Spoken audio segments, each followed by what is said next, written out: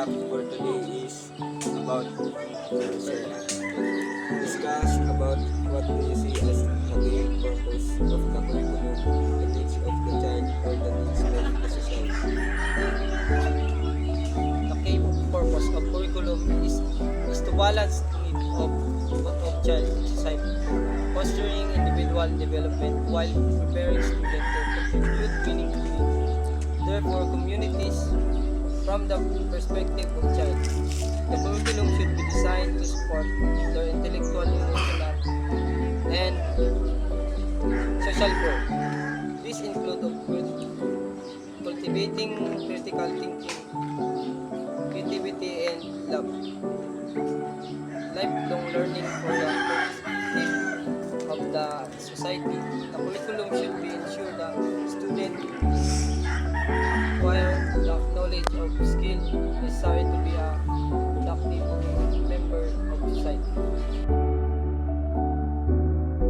Do we need curriculum? In student, yes, we need to curriculum is essential. It also serve as the structure framework that outline what students expect to learn and achieve at each stage of their education. When parent, a curriculum of offer a clear understanding of what their children and learning, how their progress will be measured, and how they can support their child education. It ensures that education learning children receive systematic and balanced, prepare the former future academic career and education. What does it mean for you to put students first? What challenges does it present for you to try and cater to a wide range of needs? Putting student learning in first means prioritizing their education needs and experiences and very decision and action taking within the classroom. It involves student certain instruction, differentiate learning, continuous assessment, support environment and empowerment student.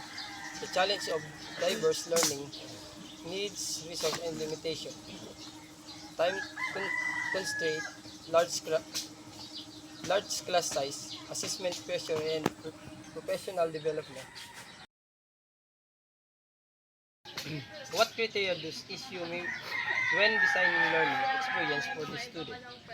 How do you issue those criteria are evaluating student learning experience? That clearly define what students should know, understand, and be able to do by the end of the lessons. Our learning objective, relevance and engagement, differentiation, active learning, scaffolding, assessment, alignment, and lastly, inclusivity and accessibility. By systematically applying these criteria, teachers can design the evaluate learning experience that are well structured, engaging, and effective in meeting the diverse needs of their students. Can you teach anything to any child at any age in some intellectual honest question? While you may not be able to convey every intricate detail of a subject to a very young child, you can introduce fundamentals, ideas, and concepts in a way that is both intellectually honest and age appropriate. The key lies in simplification without distortion, developmental sensitivity, and fostering a curious and engaged mindset.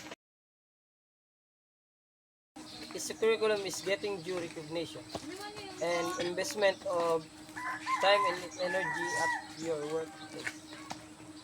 A well-supported curriculum is essential for effective teaching and learning. If your workplace is investing the necessary time, energy, and resources into curriculum development and implementation, it will likely result in a more comprehensive comprehensive and effective educational experience for students. If not advocating for the investment, can you help ensure that the curriculum receives the recognition and supports it needs?